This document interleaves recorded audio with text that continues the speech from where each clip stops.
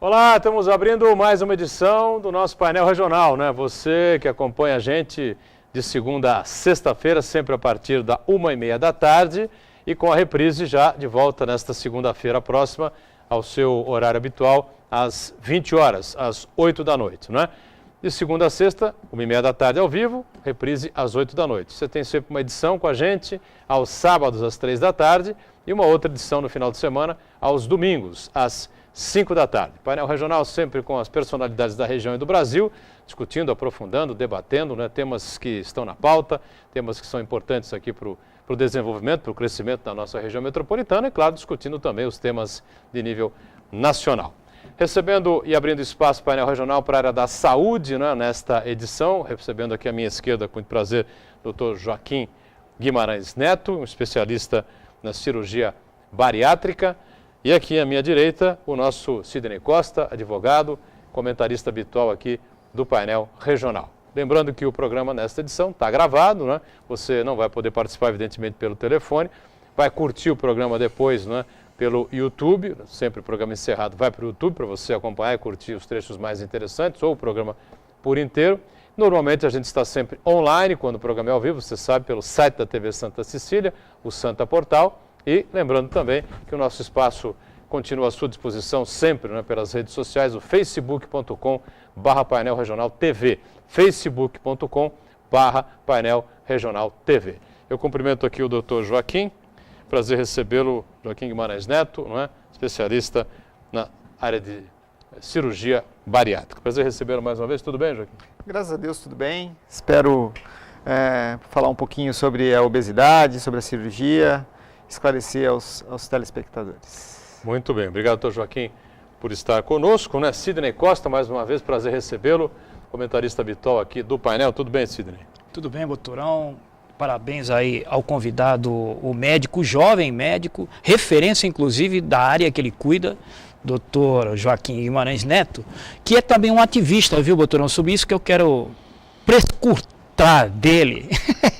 Já começando com essa palavra difícil, porque não é só um médico que tem esse olhar sobre um problema crônico de saúde pública, que é hoje a obesidade, mas ele também é ativista para orientar, trazer um caldo cultural em defesa do que ele acredita. Eu quero que ele explique isso do Grupo GAPO. Eu, em tempos de tecnologia, tablet, iPad, eu continuo com o meu MyPaper, mas não fico muito, não fico muito desatualizado não, viu? Eu também sou do seu time, você sabe disso, né? Doutor Eduardo Firetti, médico veterinário, figura antenada com a cidade, com a região e com o país, vai estar com a gente daqui a alguns instantes para participar conosco também desse assunto importante, que é a questão da obesidade, a cirurgia bariátrica, aqui com o especialista, doutor Joaquim. E a gente completa aqui, anunciando sempre a nossa Ione Furukawa, jornalista, e que está sempre antenada com o telespectador, né, com as perguntas que chegam normalmente para a gente, com as redes sociais. Tudo bem, Ione? Olá, boa tarde, Boturão, boa tarde, convidados, e uma boa tarde também para você que está em casa nos assistindo. Muito bem. A gente pode considerar, não é? A gente conversava antes do programa com o Dr. Joaquim, Sidney e Ione, e a questão da obesidade já pode realmente ser encarada pela medicina, pela área da saúde, como uma epidemia, não é, Joaquim? Não, sem dúvida nenhuma. A obesidade, os números da obesidade, hoje em dia a gente tem números alarmantes, não só no Brasil como no mundo todo, né?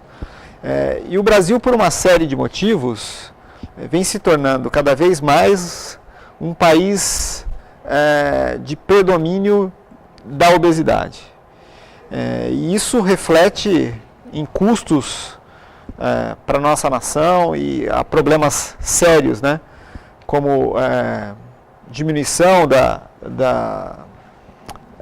do tempo de vida útil dessas pessoas acometidas, limitações, gasto com saúde pública. Então é um problema sério, muito mais do que a gente às vezes acha que é, né? Perfeito.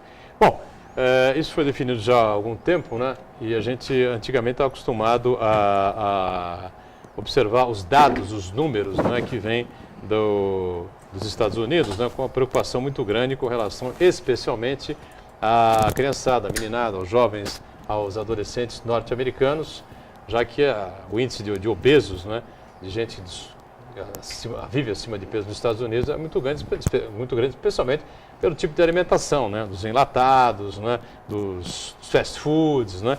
Só que isso acabou sendo importado aqui pela nossa cultura também, né? E hoje a preocupação é também nossa, né? Se é que nós não estamos ultrapassando ou empatando com o que acontece nos Estados Unidos. Acho que é mais ou menos por aí já hoje, né, Joaquim? Então, perfeita a sua avaliação, né? O americano, ele é um exportador cultural, né? Então, não só o Brasil, como outros países do mundo, acabaram importando essa cultura americana, que são as culturas das grandes porções, do alimento mais rico em gordura, com baixo valor nutritivo, né? São aquelas refeições rápidas, as famosas redes de fast foods, né? E com isso, a gente também acabou aumentando o nosso número de pessoas obesas, né? Ou sobrepeso. Isso não acontece, não é exclusividade do Brasil. Você vê que culturas mais fechadas, como a China, por exemplo, onde não havia, por exemplo, a possibilidade da entrada da cultura americana, quando houve uma abertura do comércio chinês, aumentou-se muito o número de obesos naquela população, né? Isso se deve a essa contaminação por essa cultura americana. Vou anunciar aqui o Eduardo Filetti, eu já havia dito antes, né? Médico veterinário, figura antenada com as questões da cidade e do país, e a área da saúde também, né? Participa mais uma vez com a gente aqui do painel. Tudo bem, Filetti? Tudo bem, prazer estar aqui novamente, Boturão, o Dr. Joaquim, toda a equipe, Cid. É um prazer estar aqui. Queria fazer uma pergunta para o Dr. Joaquim, né? Se uma pessoa tem que emagrecer, vamos por 10 quilos, não vai fazer uma cirurgia bariátrica. Mas se, de repente, você vai adequar uma dieta, tal, mas se a pessoa não conseguir, né? Ela poderia colocar aquele balão inflável por um período só para emagrecer uma dúvida que surgiu, né? Só para emagrecer esses 10 quilos, que é uma coisa até pouca, com uma dieta ele conseguiria, exercício físico e tal, mas se a pessoa não quiser, por exemplo, tem gente que, por exemplo, não precisa, mas faz uma cirurgia plástica, por exemplo, uma mulher para aumentar o seio, diminuir, às vezes está tendo padrão normal, mas ela quer diminuir ou aumentar. Teria essa condição de uma pessoa que tivesse não obesa, mas num sobrepeso, pôr um balão apenas para ter uma facilidade no emagrecimento? Então, o uso do balão, primeiro só esclarecendo que o balão é um procedimento não cirúrgico, né? Ele é feito através de uma endoscopia, onde é colocado um balãozinho que ele está murcho quando ele é colocado, aí a gente coloca soro pela endoscopia e larga esse balão dentro do estômago. Esse balão ocupa um espaço no estômago, dando a sensação de saciedade, né? Bom, o balão, vale a pena lembrar que o uso do balão ele não é reconhecido como um procedimento obrigatório para que os planos de saúde cubram, então isso geralmente é feito só de maneira particular, né? E o uso dele é muito limitado, na verdade, né? A gente consegue fazer com que o paciente perca peso, mas por um espaço muito curto de tempo. Então, a média do tempo de uso do balão é de 4 a 6 meses. Depois, mesmo com o balão, a gente acaba recuperando peso. Então, na verdade, a gente tem que pesar muito bem custo-benefício, porque é um custo alto e o benefício que a gente tem é um benefício muito pequeno. É caro um balão, com essa anestesia, ultrassonografia, acompanhamento com endoscopia? Isso. Não é barato, é em torno de R$12.000, mais ou menos. 12, 14 mil reais. Então, na verdade, hoje em dia, a única indicação que a gente tem precisa para o uso de balão é quando, por exemplo, chega um paciente muito, muito obeso e que a gente necessita que ele perca peso antes do procedimento cirúrgico, aí às vezes a gente utiliza o balão para que ele perca peso e em seguida operá-lo. Então, nessa indicação, que foi uma curiosidade aqui, mas acho que muito telespectador também tem essa curiosidade, não é muito indicado. Por exemplo, não chega nessas clínicas, por exemplo, onde tem médicos dessa especialidade, endoscopistas, não chega pessoas que querem perder pouco peso e têm condição financeira e não querem fazer uma dieta muito rígida e querem perder em curto espaço. A pessoa quer ir, vamos supor, tem um casamento da filha, ele quer estar mais em forma ou ter alguma coisa, e em 4 a 6 meses ele quer perder o peso. Existe essa indicação ou foi uma coisa que eu inventei aqui? Não, na verdade, assim, a procura existe e é muito grande. Tá. Agora, a gente tem que pesar muito bem a indicação disso. Porque você procura fazer essas coisas mesmo? Você precisa emagrecer de um período curto? Muito frequentemente, muito frequentemente. O que a gente tem que pesar é a indicação, o risco-benefício. O uso do balão não é isento de riscos. Risco que é gastrite? Não, vários riscos. Eu já operei uma paciente, por exemplo, que ela foi submetida a um procedimento em Dubai, onde foi colocado um balão. E esse balão foi deixado mais do que o tempo médio, e esse balão estourou e migrou. Ele desceu pelo intestino e obstruiu. Essa paciente teve que ser operada de emergência para retirar esse balão. Então, não é um procedimento isento de riscos. Lógico, isso é um caso particular, um caso pinçado, é raro, mas ocorre. E existem outros, como refluxo, ruptura do estômago, ruptura do esôfago. Então, não é um procedimento isento de complicações, né? Então, a gente tem que pesar muito bem custo-benefício, né? Como tudo na medicina. Muito bem, vou botar aqui no time aqui para entrar no jogo aqui com a gente, aqui o Sidney Costa. A Ione tendo aí alguma questão também a levantar com o Dr. Joaquim, pode ficar à vontade, né? Pois não, Sidney? Pois eu vou me ater a esse trabalho também de advertência até cultural que o Dr. Joaquim desenvolve pelo GAPO, Grupo de Atendimento ao Paciente Obeso. E parece que ontem teve uma edição da Caminhada da Pesada rumo a uma vida melhor. Explica, por favor, para os nossos telespectadores, doutor Joaquim, como é que se desenvolve esse trabalho de consciência cultural, de prevenção da obesidade, enfim, como é que se desenvolve esse trabalho? No último dia 11 desse mês, né, do mês de outubro, a gente comemorou o Dia de Combate Mundial à Obesidade. Então a gente tem lá na GAPO, que é o Grupo de Atendimento ao Paciente Obeso, que é um grupo multidisciplinar, né, quer dizer, com vários profissionais de áreas diversas, como nutricionista, preparador físico, fisioterapeutas, endocrinologistas. E esse grupo, na verdade, ele tem a função de fazer o acompanhamento do paciente que está acima do peso, né? Principalmente aqueles pacientes que serão submetidos no futuro próximo à cirurgia, e acompanhá-lo depois dessa nova vida. Então, a gente, junto com esse grupo, a gente utiliza essa data como uma comemoração para que esses pacientes que estão vivendo essa circunstância, né, possam se motivar a mudar de vida, né? Esse trabalho que o senhor desenvolve se assemelha a essa nova onda que tomou conta aí dos meios médicos, dos coach, dos treinadores de consciência, para usar a psicologia também contra a obesidade, ou algo completamente diferente? Não, eu acho que é super importante, né?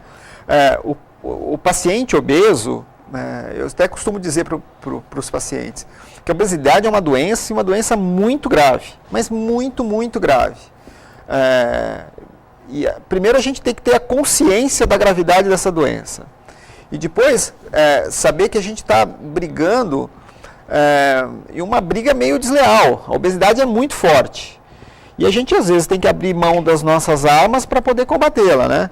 Então, como mesmo você disse, né, o tratamento de coach, né, é um tratamento onde a gente procura fazer uma conscientização de uma maneira mais precisa para esses pacientes, né? Para que eles não caiam em problemas comuns, né, que fazem com que eles muitas vezes voltem a engordar. Perfeito. Ione, pois não? Fica à vontade. Uma pergunta, uma dúvida, na verdade. Hoje a metade da população brasileira está acima do peso, sobrepeso, né? Segundo a OMS, Organização Mundial de Saúde. Isso já pode ser considerado um problema de saúde pública, doutor? Sem dúvida. Hoje em dia, aqui no Brasil, isso já é considerado realmente um problema de saúde pública. O grande problema é que eu acho que os investimentos na área de saúde pública são ainda muito limitados, muito acanhados, dado a necessidade do problema que a gente tem.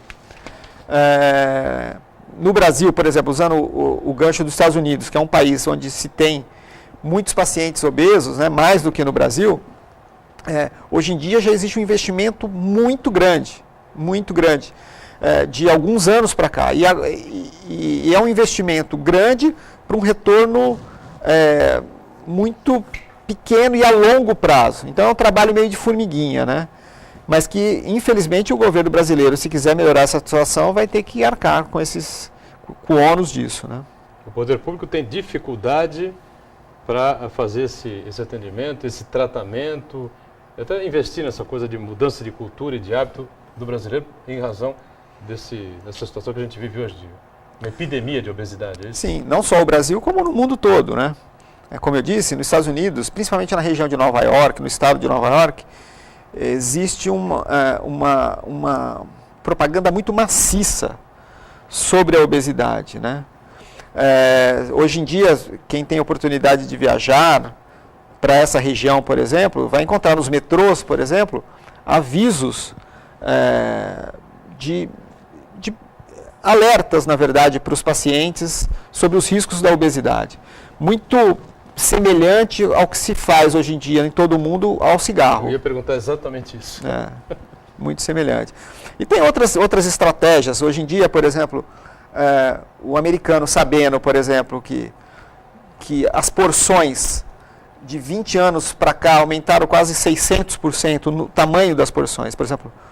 Isso a gente vê na nossa vida mesmo, né? Se a gente for pensar 20 anos atrás, na nossa casa, a família comprava um refrigerante família, que era uma refrigerante de 1 litro e dava isso para a família toda, provavelmente de manhã e até à noite. Hoje em dia é impensável, né? Um refrigerante de 1 litro acaba na refeição. Um refrigerante de 1 litro não dá para praticamente uma pessoa, né? Então, as grandes porções, elas foram tomando conta, né? E os Estados Unidos hoje em dia, tentando recuperar esse terreno, eles começam a sobretaxar, por exemplo, as grandes porções. Então, eles embutem um imposto muito maior nas grandes porções, para inibir um pouco o consumo dessas substâncias pouco nutritivas, né, e muito calóricas, por exemplo, né? Só que isso também acaba criando uma animosidade com as indústrias, né? Ainda mais num país como nos Estados Unidos, onde o capitalismo é selvagem, né? Então isso realmente acaba tendo uma repercussão, mas a consciência do problema maior da obesidade faz com que o governo americano seja muito duro quanto a isso. Filete, pois não? Na medicina veterinária, nós temos pesquisas, né, em âmbito nacional, onde um cachorro que não tem histórico familiar, você pegar o pai dele, a avó, de diabetes, de lesão renal, o cachorro não precisa nem estar obeso, ele está com sobrepeso, ele vai ter 3 vezes mais chance de desenvolver um diabetes, desenvolver um problema de lesão renal, uma lesão hepática, tal, enfim. Eu quero saber se essa proporção na medicina ela continua a mesma. Por exemplo, de repente o fulano, o senhor José, não tem nenhum parente que tem diabetes, não tem nenhum parente que tem lesão renal, quer dizer, o histórico dele familiar é excelente, né? E ele apenas por um sobrepeso, vamos supor, de 5 a 10 quilos, não seria um obeso, né? Aquela barriguinha de chope, né? De repente, ele estaria 3 vezes mais propenso num cão. E eu queria saber se o obeso, quantas vezes está mais propenso a ter essas doenças, problema da insulina, tal, dessas reações. Então, é que a obesidade no ser humano é mais difícil a gente quantificar isso, né? O que a gente tem, assim, o que eu costumo até dizer para os meus pacientes, assim, obesidade é igual a doença. Só que existem graus diferentes dessa doença, que lógico que varia de acordo com o tempo que você tem a obesidade, com o grau de obesidade e com o tipo de gordura que você tem, né? Existe, por exemplo, uma gordura que é chamada gordura branca, muito mais maligna do que a gordura marrom, por exemplo, que é um outro tipo de gordura.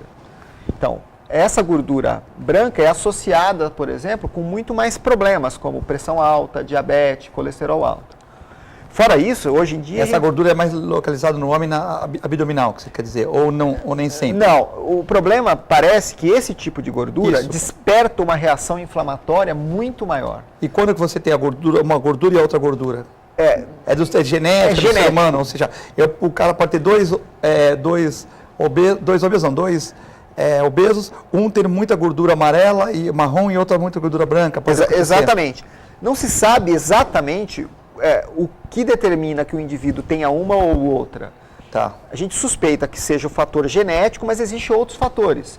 Por exemplo, existem trabalhos que mostram que existem certas regiões de algumas populações que existe mais um certo tipo de gordura do que de outra. Então faz a gente supor que exista também uma relação com a alimentação, por exemplo. Então, algum tipo de alimentação faz com que se desenvolva mais um tipo de gordura do que de Uma gordura de láctea pode trazer um tipo de gordura. Exatamente. Uma gordura de outros, de cada um tem um tipo de gordura. Exatamente, mas isso não é muito bem esclarecido. Outra coisa importante, hoje em dia a gente sabe que um paciente acima do peso ele tem 18% de chance a mais de ter um tumor, principalmente um tumor do sistema digestivo. Vamos explicar isso com calma daqui a pouquinho? A gente está em cima do break aqui, vamos fazer um rápido intervalo, voltamos já já com o Dr. Joaquim, com a participação importante do Filete também, com o nosso Sidney Costa e com a Ione em instantes.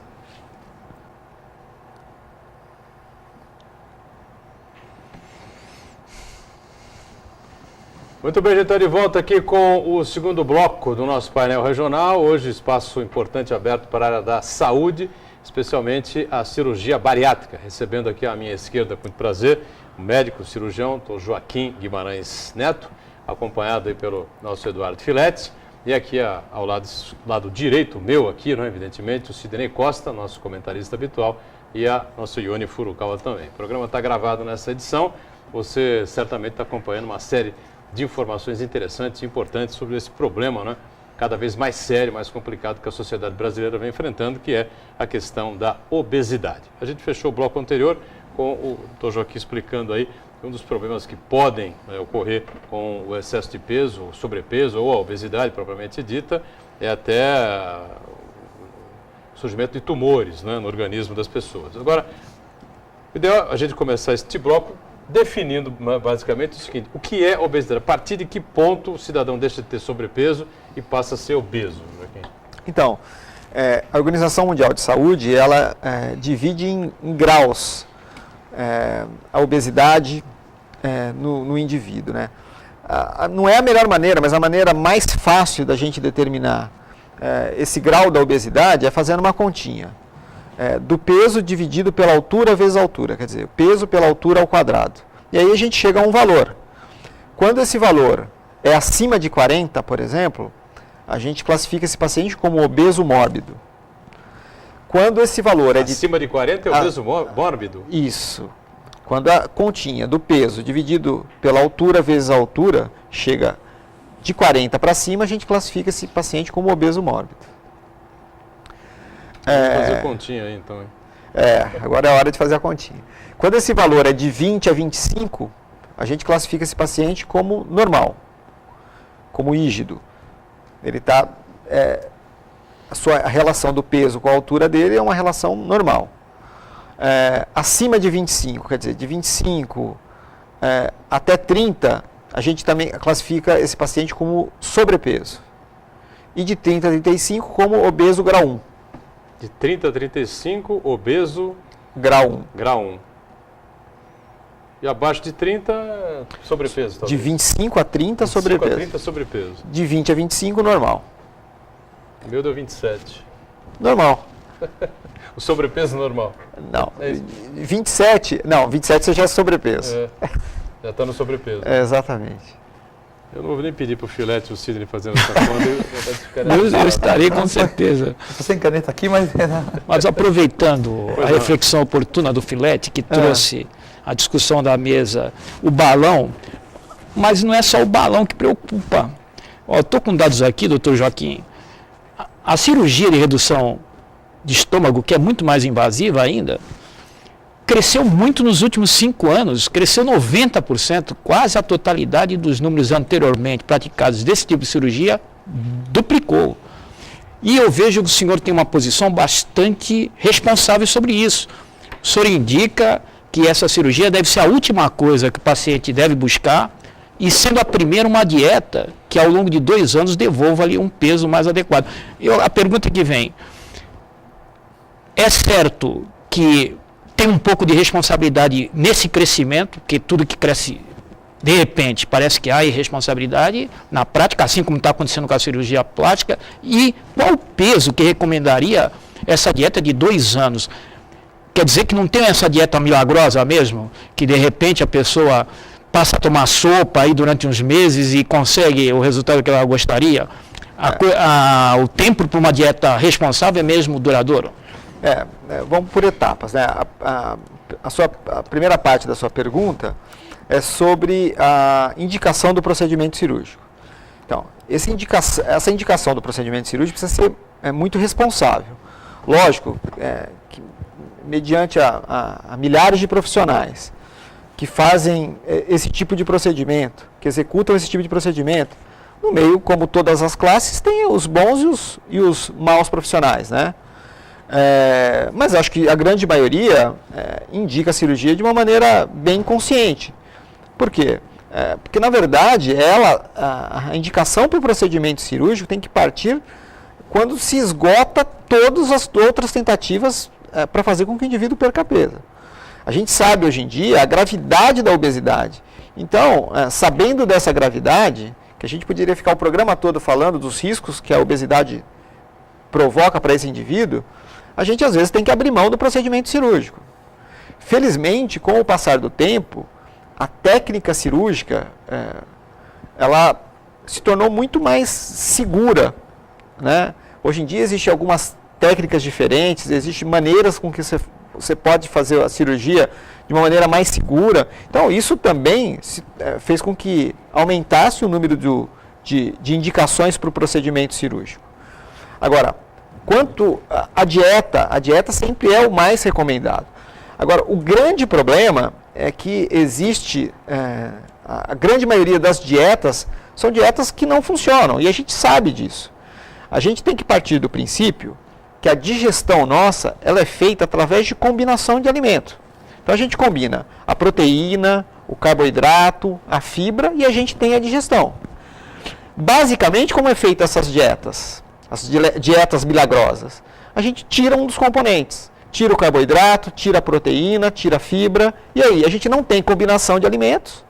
E a gente perde peso, e perde muito peso. Então é aquele paciente que faz a dieta da proteína, por exemplo. Ele tira a proteína do cardápio dele. Então, ou ao contrário, ele só come proteína, ele não come o carboidrato. E aí o que acontece? Ele perde 30, 40 quilos em 3 meses. Ele se sente motivado, ele se sente mais bonito. E aí o que acontece? O organismo ele não consegue viver sem a proteína, sem o carboidrato. E aí faz com que o paciente recorra novamente ao carboidrato, em porções menores, mas tenha que recorrer. E o organismo vai interpretar isso quando? Como? Quando você voltar a comer o carboidrato. Bom, eu não sei quando essa pessoa vai fazer isso de novo, então eu vou absorver tudo que eu puder de carboidrato. Engordar tudo de novo. Engorda tudo de novo. Então é a história do paciente que fez a dieta, essas dietas loucas, ele perdeu 30 quilos, ele voltou a comer o carboidrato, e aí ele engordou os 30 e mais 10. Por quê? O organismo ele interpreta assim, eu não sei quando ele vai fazer isso de novo, então é melhor eu ficar a postos. Então eu vou deixar uma reservinha. Então, basicamente, as histórias são personagens diferentes, mas o enredo é muito parecido. Agora, quem prescreve esse tipo de dieta para as pessoas? E qual o peso que o senhor recomendaria a dieta na operação? Tem livro sobre isso, dieta de doutor não sei o quê, né? Existem várias dietas, assim. Inclusive, só que e isso é passado de vizinho para vizinho, igual receita de bolo. Passa de um para outro. E isso a gente sabe que não funciona, na verdade, né? Mas a única coisa que resolve a longo prazo é a reeducação alimentar. Entendi. Só que a reeducação alimentar ocorre de uma maneira muito lenta. A gente não consegue reeducar e na semana que vem a gente já está com o peso que a gente quer estar. Então é lenta e isso muitas vezes desestimula a pessoa que está praticando, né? Esse tipo de orientação que a gente vai encontrar no GAPO? Uma dessas. Legal. Na verdade, assim, eu acho assim, que essas dietas agressivas, elas até funcionariam quando o objetivo é, por exemplo, perder peso num curto espaço de tempo. Agora, você perder peso a longo prazo essas dietas agressivas, elas realmente não funcionam, e a gente sabe. Aliás, acho que todo mundo aqui na mesa deve conhecer alguém que já fez uma história muito semelhante dessa, né? Eu já É o fiz. tal efeito sanfona, né? Efeito sanfona. Exato. Quem Ela não emagrece e tal, né? Quem não Faz fez? a dieta do... Mas- A Ione é magra, mas é mulher. É lógico.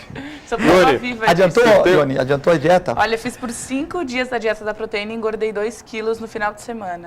Você emagreceu quanto? Emagreci 2 quilos e 2 e depois engordei engordou emagreci 2 quilos em 5 dias, engordei 2.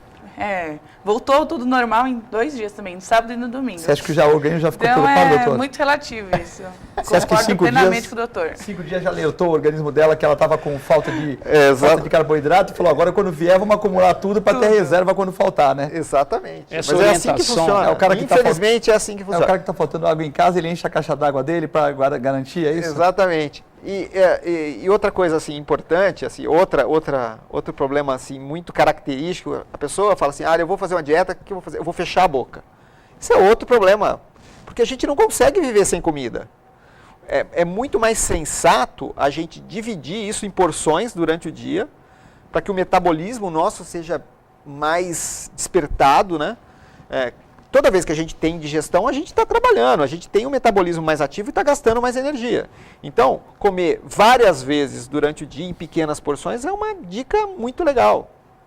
Por Para exemplo, receber esse acompanhamento responsável aí do GAPO, como é que se faz contato com o grupo? pode ligar lá na Gapo, né? O telefone é 3232-0394. 3232-03... Desculpa, 3232-5394. 3232-5394, telefone da GAP, para você ter boas e corretas orientações, não como perder peso. Johnny, tem mais alguma pergunta? Tem uma Isso? perguntinha sobre a cirurgia bariátrica. Existe idade ideal para fazer? Olha, como medicina, não existe uma Ou coisa... idade limite para não fazer? Exatamente. Na verdade, existe a Organização Mundial de Saúde e a Sociedade Brasileira de Cirurgia Bariátrica preconizam que a idade seria entre 16 e 65 anos. Mas isso é meio subjetivo, porque às vezes a gente encontra pessoas mais jovens com uma indicação mais precisa do procedimento, né? Então a gente tem as exceções, mas em média é 16 aos 65 anos. Muito bem. Bom, a gente fechou o bloco anterior, né, falando sobre algumas consequências drásticas, né, sérias aí que a obesidade traz ao ser humano. Uma delas, a possibilidade de criações, de aparecimento de tumores, é isso, né? Exatamente. A gente sabe que os pacientes obesos, eles aumentam em 18% a chance de ter tumores. 18%. Exatamente. Tumores do trato digestivo, né? Então, boca, esôfago, estômago, intestino. E na mulher, os órgãos ginecológicos, útero, ovário, mama. Então, são os órgãos que mais são acometidos no paciente acima do peso. Perfeito.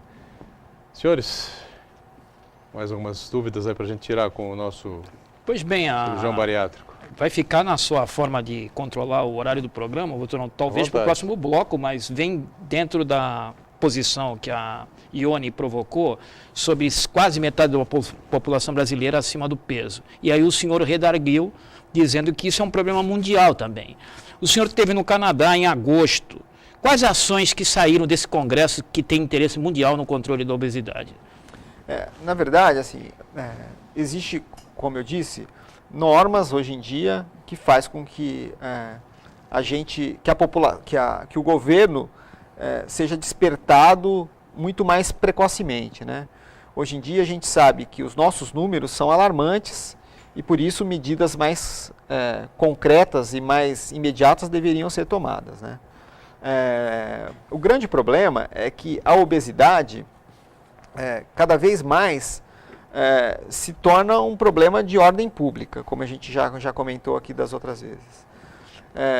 Só para você ter um dado importante, por exemplo, que nesse último congresso foi debatido e foi bastante interessante, é que, ao contrário do que a gente achava no passado, não existe só um fator genético, por exemplo, que determina que aquele indivíduo, quando nasce, se torne obeso. Hoje em dia, por exemplo, a gente sabe que mães que estão acima do peso durante a gravidez, mesmo se não tenha um componente hereditário para transmitir para esse filho, elas, só o fato delas estarem se alimentando de uma maneira errada, elas aumentam a chance daquele indivíduo se tornar obeso. Uma grande revelação. Sem dúvida, eu achei Quebrou realmente alguns muito paradigmas importante. aí, a gente tinha. Porque, então, isso faz a gente pensar, por exemplo, que para você ter um filho, você deve pensar muito bem em estar com um peso bem equilibrado, né? Para que esse filho não nasça com problemas que aumente a chance dele de se tornar uma pessoa obesa. Vamos para mais um intervalo então, né? A gente volta daqui a pouquinho para continuar falando sobre esse tema, né? Que é importante e interessante para todos nós, né? Voltamos já já. Doutor. De volta com o painel regional, este é o terceiro e último bloco desta edição, com espaço aberto, importante espaço para a saúde, especialmente, não é? A questão da obesidade e a cirurgia bariátrica. E com muito prazer, à minha esquerda, o médico especialista o Joaquim Guimarães Neto, ao lado dele o nosso Eduardo Filete, e aqui à minha direita o nosso Sidney Costa, comentarista e advogado, e também a companheira, a nossa Ione Furukawa. Programa gravado nessa edição, você não participa via telefone, pelas redes sociais também é impossível, claro, né? Mas está acompanhando com certeza uma série de informações importantes para você gravar em casa e evitar subir de peso, não é? Que não é nada bom. Normalmente não é bom, né? O cara magrelo e tal, pode subir um pouquinho, né? O cara que não é, tem que tomar muito cuidado, né? E depois do programa encerrado, você sabe, ele vai para o YouTube e você revê aí os trechos que julgar mais interessantes ou o programa por inteiro.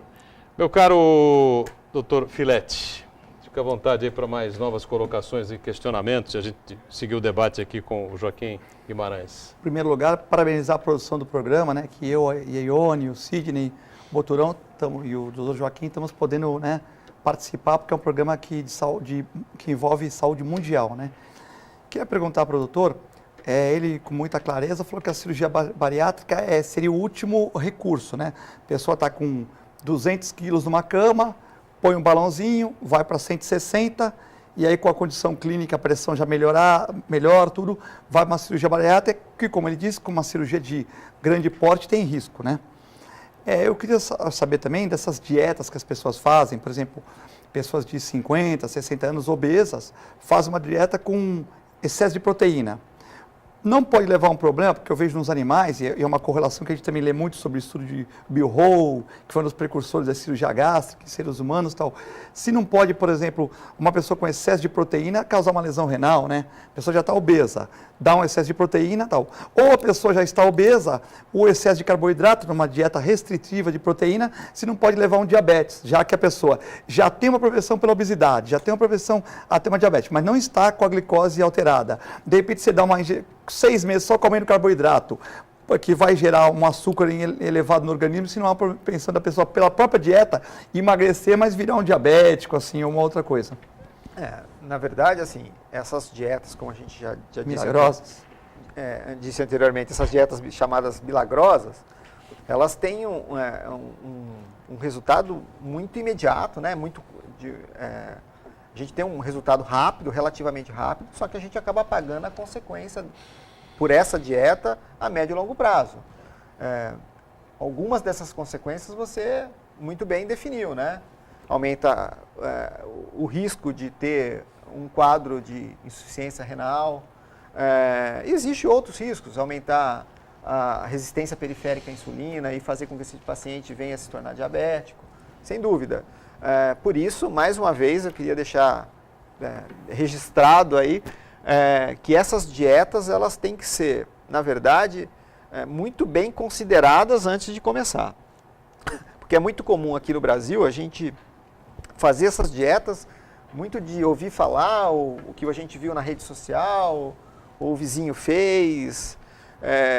Isso tem que ser muito bem amparado para o resultado ser relativamente bom para o paciente. E uma coisa que me preocupa muito, que eu vi numa revista dessas semanais aí, acho que foi a Veja, que ela deu ênfase para os médicos em São Paulo que cobram 700, 800 reais a consulta, né? Mas isso aí é um valor do seu trabalho, que usam o GH como medida de dieta, né? Mas a gente sabe que o GH, além de outros problemas, pode vamos dizer, acelerar o crescimento de tumores, né? Então, de repente, eu estou predisposto a ter um tumor com 100 anos, um tumor de próstata, mas vou morrer com 80 e já não vai acontecer. Mas se toma um GH, que alguns médicos estão sendo muito valorizados por isso, todo mundo leu nas revistas e tal, você toma o GH, você pode, de uma certa maneira, induzir. Então, hoje o GH também é usado para a pessoa melhorar a pele, para a pessoa emagrecer, mas corre um risco muito grande de ter outros problemas, né, doutor? Ou você tem, assim, uma experiência, ou, por exemplo, pacientes que chegaram fazendo uso de GH no seu consultório e tal, assim?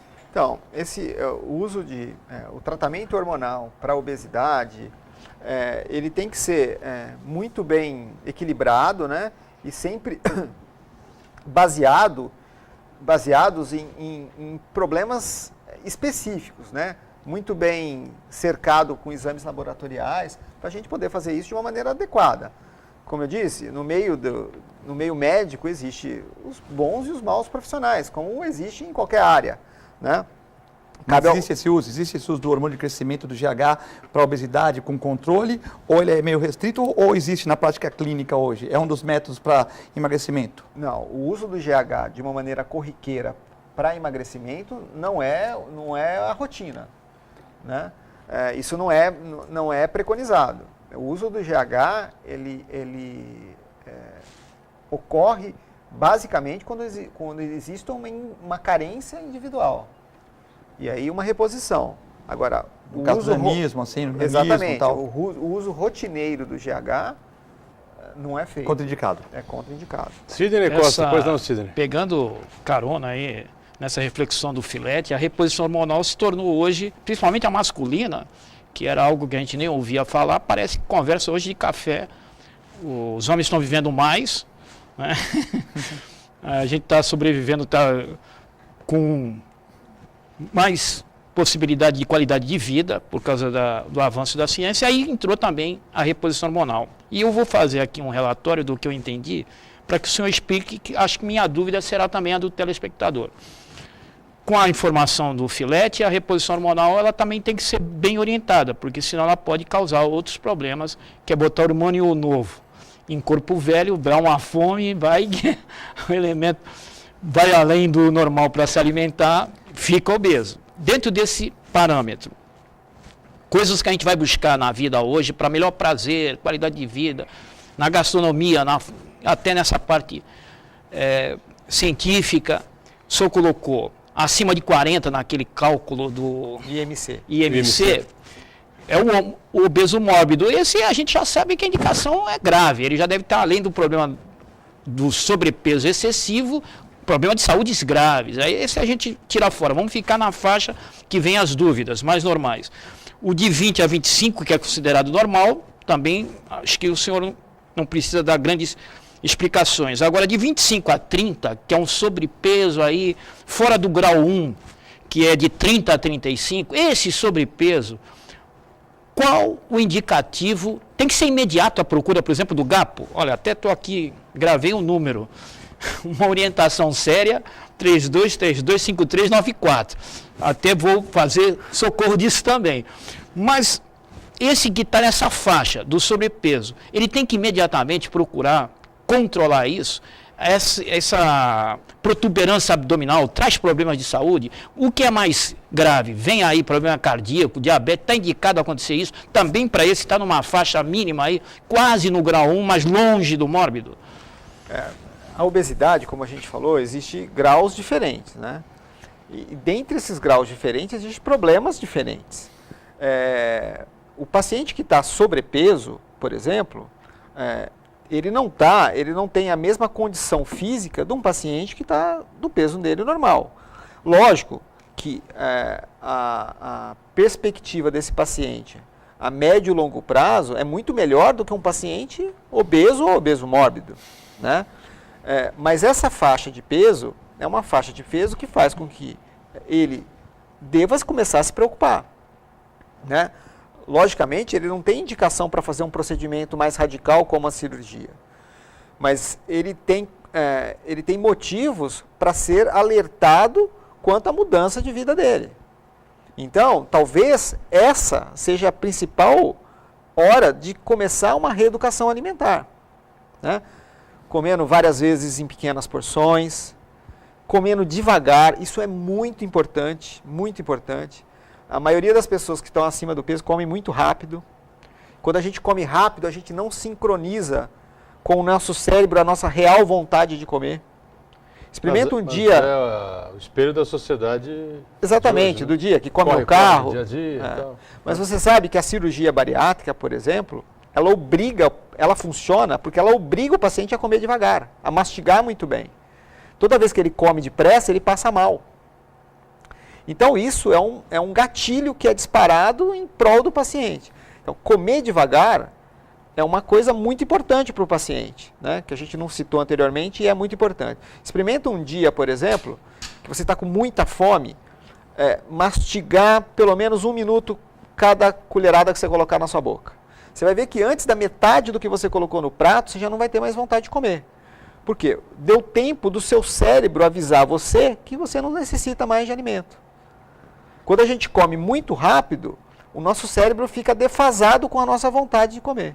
Então é quando a gente vai, por exemplo, numa churrascaria, come, e a hora que a gente sai da churrascaria que a gente começa a passar mal. Quer dizer, quando a gente começou a passar mal é que o nosso cérebro foi avisado que estava bom de comida.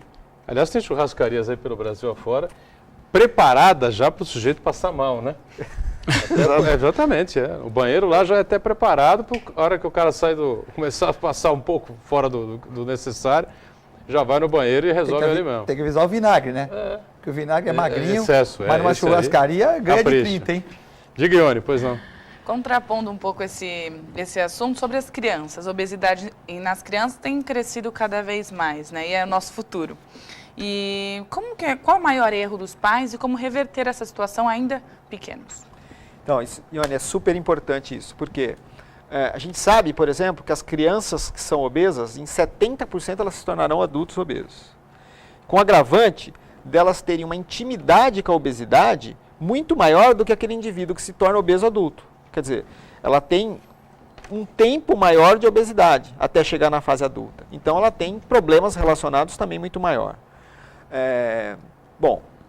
A maneira que a gente tem para combater a obesidade infantil não é uma receita única, na verdade, né? A gente explica, por exemplo, o aumento da obesidade infantil por vários motivos. Comportamental, por exemplo, né? As crianças de hoje em dia são muito mais presas dentro de casa, por exemplo, do que era no passado. Então, por isso, hoje a gente tem, por exemplo, muito mais crianças obesas do que a gente tinha 20, 30 anos atrás, onde a criançada brincava de bola na rua. E hoje, por causa de segurança, problemas sociais, a criança está mais presa no computador, no Facebook. Então, isso é uma forma, por exemplo, né? Então, esse comportamento tem que ser combatido. Então, se aquela família, aquele ambiente é um ambiente sedentário, por exemplo, essa criança tem uma chance muito maior em ser uma criança sedentária e, consequente, obesa, né? Outra coisa importante, que vale a pena a gente lembrar, não é a criança que prepara o alimento dela. A criança, ela come o que a mãe coloca na mesa. Então, se a mãe não estimular essa criança a ter uma alimentação saudável, provavelmente ela vai ter uma dieta, por exemplo, rica em calorias e vai se tornar obesa. Então, eu acho que a maneira que a gente tem para combater começa dentro de casa. Então, a família tem que estar muito consciente disso e muito imbuída nesse tratamento. Muito bem, e com esse recado importante, essa dica importante, vamos fechando aqui mais uma edição do Painel Regional, agradecendo muito a participação do Dr. Joaquim Guimarães Neto. Obrigado, quero contar com você em outras oportunidades. Será um prazer, viu, Joaquim? Será um prazer. Sempre. Filete, mais uma vez, muito obrigado pela presença, sempre importante conosco, como também o nosso Sidney Costa. Obrigado, Ione, também pela participação importante, a você que nos acompanhou. Estamos sempre juntos, né? Painel Regional, nos finais de semana, você tem uma edição aos sábados, às 3 da tarde, aos domingos, às 5 da tarde. E durante a semana, você sabe, ao vivo, a edição 1h30 da tarde, com a reprise às 8 da noite. Obrigado, tchau.